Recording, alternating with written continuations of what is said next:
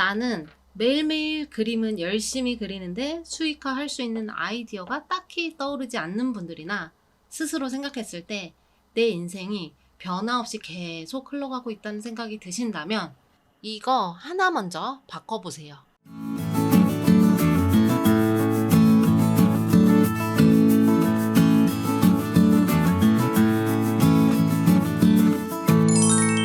여러분, 성공한 사람들의 공통점이 뭐라고 생각하세요? 결론부터 말씀드릴게요. 저는 관점의 차이라고 생각해요. 이건 오롯이 제 생각이 아니고요.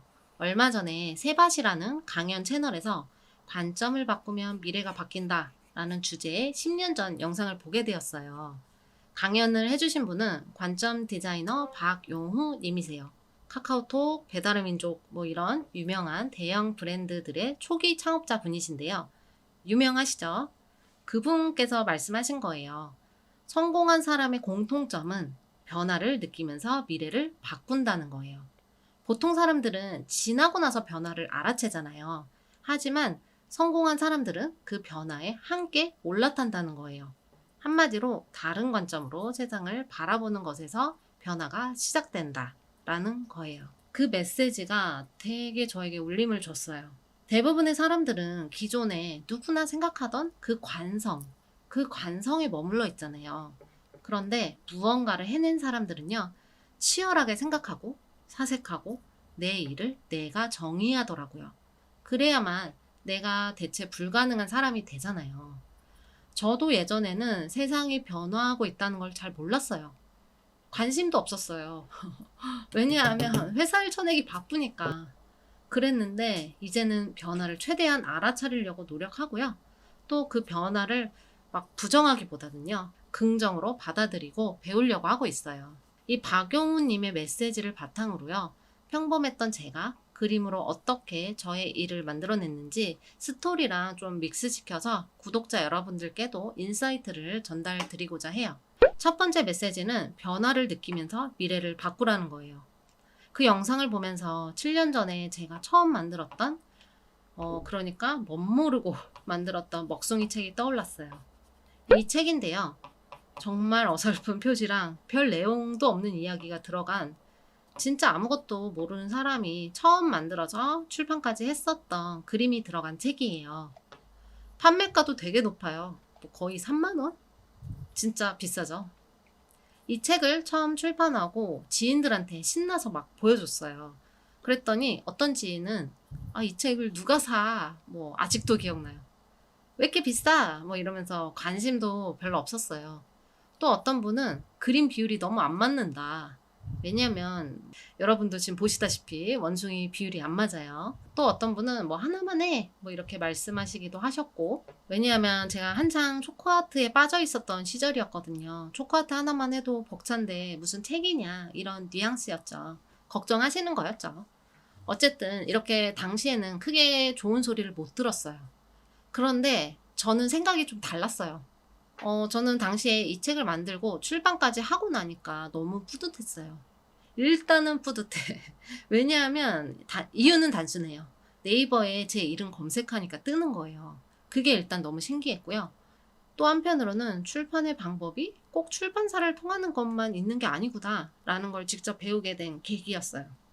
뭐야? 이렇게 출판이 되는 거였어? 뭐 그런 관점의 변화. 저는 그게 컸다고 생각해요. 이 방법이 많은 사람들에게 알려진다면 내 생각을 표현하는 방식도 변하는 세상이 올 거라고 생각했었어요. 그래서 저에게 이 엉성한 결과물은요, 뭐 그림이 어설프건, 책이 팔리건 안 팔리건, 저 개인에게는 큰 인사이트를 안겨줬던 작지만 아주 소중한 경험이었어요. 저는 이 작은 책을 만들었던 경험이 지금의 저를 만들어줬다고 생각해요. 물론 제가 지금 대단하다는 게 전혀 아니에요. 여전히 매달 매출 고민하고 있고요. 늘 불안해요. 하지만 중요한 사실은요. 회사를 퇴사했던 걸 단 한 번도 후회한 적은 없었다는 것. 그리고 내 일을 능동적으로 만들 수 있다는 사실. 그 두 개는 너무나 확실해요. 그리고 여전히 저는요. 그렇게 믿고 있어요. 팔기 위해서 만드는 책이 아니라 내가 원하는 이야기랑 내 날것의 그림으로 만드는 책은 느리겠지만 언젠가는 대중적으로 퍼질 것이라고 확신해요.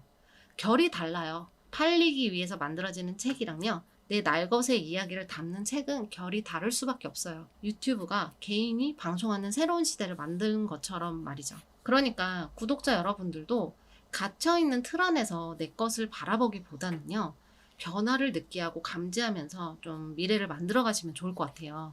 지금 영상 잠깐 멈추시고요. 내 주위에 어떠한 변화들이 있는지 한번 쭉 적어보세요. 간단히라도요. 두 번째 메시지는 모든 것들이 당연하면 바꿀 게 없다라는 메시지였어요. 저 진짜 이거 너무 공감해요. 코로나 사태를 예로 들면 쉬울 것 같은데, 코로나 사태 이전에는 온라인으로 우리가 무언가를 하는 게 정말 어색했어요. 기억나세요? 이제 기억도 안 나실 거예요. 그게 되게 불편한 일이었거든요. 저도 코로나 전에 뭐 그림 수업이나 그 책 만드는 수업 같은 거를 온라인으로 시도를 했었어요. 그런데 그게 너무 낯설어가지고 어렵더라고요. 그런데 코로나 사태가 터지면서 어쩔 수 없이 다 온라인화 되어버렸잖아요. 당연하지 않았던 것들이 당연해지면서 온라인 아이템들이 엄청난 성장을 하게 된 거죠. 그러면서 클래스 101 같은 온라인 플랫폼들도 크게 성장을 했죠. 저는 원래 외식업 전공자예요. 외식업체에서 오래 일을 해왔고요. 전공도 그쪽이에요. 그래서 초카드 외주 받을 때 외식업체에서 대부분 주문을 받았는데, 그래서인지 메뉴판 말고도 메뉴 뭐 기획 같은 것까지 상담 받으시는 분들이 꽤 계셨어요. 근데 제가 외식업에 대해 공부도 많이 하고 경험도 많다 보니까 오히려 그 틀 안에 갇힌 채로 제가 아는 그 카테고리 안에서만 판단을 하게 되는 거예요.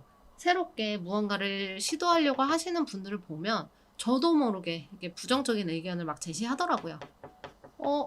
외식업계 정석은 저게 아닌데 왜 동선을 저렇게 만들지? 뭐 예를 들어서 뭐 이런 식으로 막 생각을 하게 되더라고요. 그런데 이제 그런 참신한 시도들이 있어야 그 업계가 더 발전하잖아요. 너무 외식업계에 깊이 몸담고 있다 보니까 은연중에 제가 정해둔 그 테두리 안에서만 갇힌 생각을 하게 되더라고요. 이건 지금 운영하고 있는 책 만드는 프로그램에서도 마찬가지였어요. 그 책이 주는 당연함들이 있잖아요. 게다가 그림이 있는 책들은 당연히 잘 그려야 되고요. 이야기도 울림이 있어야 한다고 그렇게 이제 알고 있잖아요. 저도 그랬어요. 물론 그게 맞아요. 정말 맞죠. 그게 틀리다는 게 절대 아니에요. 이건 진짜 오해하지 말아주세요, 정말. 그게 잘못되었다는 게 절대 아니라 다른 방향과 관점도 있다는 거예요. 그림 잘 못 그려도 충분히 책으로 만들 수 있어요. 그리고 이야기 없어도 괜찮아요. 출판이요? 꼭 출판사 없어도 가능해요. 내가 출판사 만들어도 되고요. 무료로 출판하는 플랫폼 이용해도 되죠. 독립 출판하셔도 되고요. 그러니까 이제 구독자 여러분들도 내 삶이 계속 뭔가 비슷해. 아니면 내가 계속 그림만 그리고 있어. 그렇다면 지금 내가 하고 있는 것들을 한번 조금은 다른 관점으로 한번 바라보시라는 거예요. 저는 이렇게 생각해요. 제가 전문가가 아니었기 때문에 책을 새로운 시각으로 바라봤다고 생각하거든요. 그리고 저는 책 만들어주는 걸 알려주는 사람이 아니라요. 책을 매개로요. 새로운 시작에 용기를 주는 일을 하고 있다고 생각해요. 그래서 저에게 오시는 분들은 전업작가나 뭐 예술가가 되기 위해서 오시는 분들은 거의 없어요. 정말 평범하신 분들, 내가 할 수 있겠어? 라고 생각하시는 그런 분들이 많이 찾아오시더라고요. 이렇게 저는 그림이랑 책을 좀 다른 관점, 새로운 관점으로 바라봤기 때문에 수익으로 연결시킬 수 있었다고 생각해요. 마지막으로 배달의 민족 창업자 김봉진 대표 아시죠? 지금은 이런 말 해도 될라나? 배달의 민족 이미지가 사실 좀 뭐랄까 이제 배달비도 좀 오르고 해서 좀 부담스러워진 건 좀 사실이긴 하잖아요. 그렇긴 한데 배달업계에 혁명을 가져왔다는 건 이거는 부정할 수가 없어요. 정말 이거는 정말 전 대단하다고 생각해요. 2016년에 김봉진 대표님께서 SNS에 올려주신 글귀가 지금 제 시점 또 여러분들께도 도움이 될 것 같아서 한번 읽어보도록 할게요. 사업은 언제나 성공보다는 실패할 경우가 많다. 때문에 성공보다는 실패를 예측하는 사람들의 의견이 맞을 확률이 높다.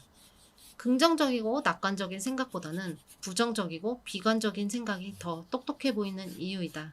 그리고 이런 의견을 제시하는 사람들이 소위 전문가로 불리운다. 하지만 생각해보라. 늘 부정적인 의견을 제시하는 사람 중에 세상을 바꾼 사람이 있던가? 그들은 의견만 제시할 뿐 세상을 바꾸는데 큰 도움이 되지 않는다.